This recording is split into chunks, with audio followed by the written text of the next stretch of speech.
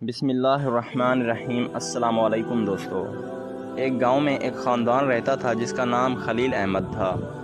خلیل احمد ایک نیک، ایماندار اور دیندار انسان تھا۔ اس کے 4 بچے تھے، ایک بیوی اور ایک چھوٹا سا گھر تھا۔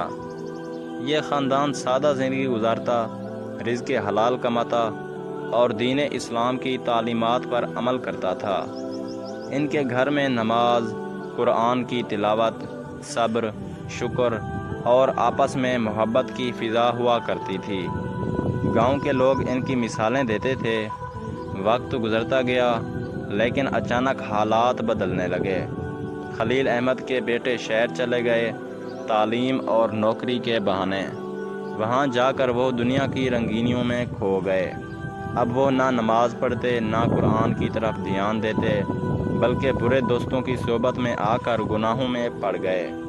بیٹی نے بھی گھر کے ماحول سے بغاوت شروع کر دی، حجاب چھوڑ دیا، بات بات پر ماں باپ سے لڑنے لگی۔ خلیل احمد اور اس کی بیوی پریشان ہو گئے کہ یہ سب کیا ہو رہا ہے۔ پھر ان کے گھر میں ایک عجیب تبدیلی آنے لگی۔ گھر کا سکون ختم ہو گیا، روز لڑائی جھگڑے ہونے لگے۔ کبھی بچوں میں آپس میں لڑائی، کبھی والدین سے بدتمیزی۔ قرآن جو کبھی روز تلاوت کیا جاتا تھا، اب طاق پر رکھ کر دھول میں چھپ گیا۔ نمازیں چھوڑ دی گئیں، اذان کی آواز آتی لیکن کوئی مسجد نہ جاتا۔ ٹی وی پر فضول ڈرامے، موسیقی اور ہنسی مذاق کے پروگرام چلنے لگے۔ ایک دن خلیل احمد نے اپنی بیوی سے کہا، مجھے لگتا ہے کہ اللہ ہم سے ناراض ہو گیا ہے، ہمارے گھر کی فضا بدل گئی ہے۔ ایک رات خلیل احمد نے خواب دیکھا۔ خواب میں ایک بزرگ آئے اور کہا، اے خلیل، تمہارا گھر وہ نورانی جگہ ہوا کرتا تھا جہاں اللہ کی رحمتیں برستی تھیں، لیکن اب تمہارے گھر سے فرشتے نکل چکے ہیں اور شیطان نے قبضہ جما لیا ہے۔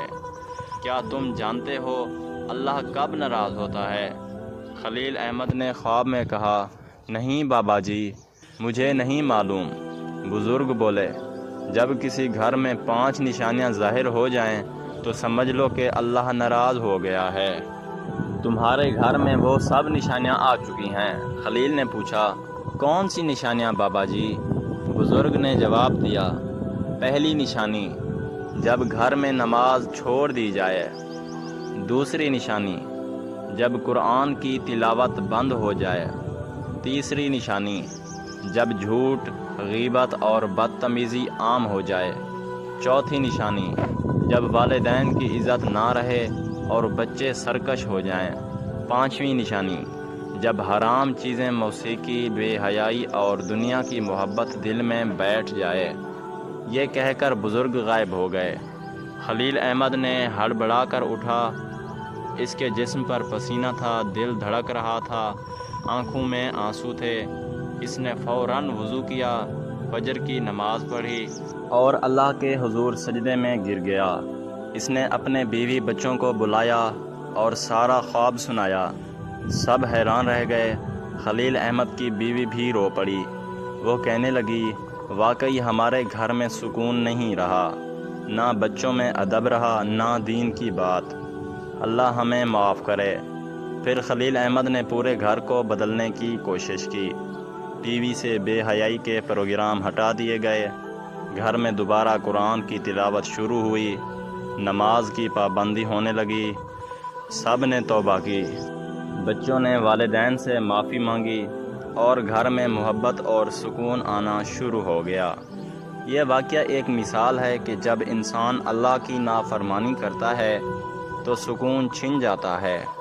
جب اللہ کسی گھر سے ناراض ہو جاتا ہے تو وہ گھر نہیں رہتا، وہ ایک میدان جنگ بن جاتا ہے جہاں لڑائیاں، بے برکتی، نفرت اور مصیبتیں ہوتی ہیں۔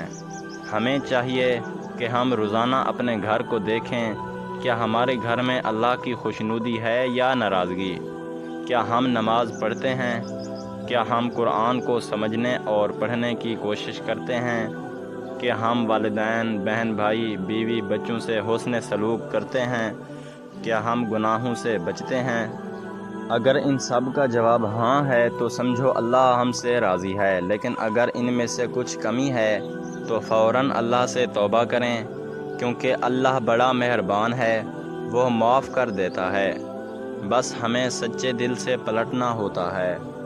یہ واقعہ ہمیں سکھاتا ہے کہ اللہ کی ناراضگی کی نشانیاں معمولی نہیں ہوتیں۔ اگر وہ ظاہر ہوں تو یہ ایک وارننگ ہوتی ہے، اور اگر ہم نے نہ سنا تو پھر اللہ کا عذاب آ سکتا ہے، جو نہ صرف دنیا کی بلکہ آخرت میں بھی سخت ہوگا۔ اللہ سے دعا ہے کہ وہ ہمارے گھروں کو اپنے نور سے بھر دے، ہمارے دلوں کو ہدایت دے اور ہمیں ان تمام باتوں سے بچا لے جو اس کی ناراضی کا سبب بنے۔ آمین۔ مزید ایسی ویڈیوز کے لیے میرے چینل کو لازمی لائک اور سبسکرائب کریں، اور ساتھ میں دیے گئے گھنٹی کے نشان کو دبانا نہ بھولیں، اور کامنٹ میں بتائیں کہ یہ ویڈیو آپ کو کیسی لگی۔ شکریہ دوستو۔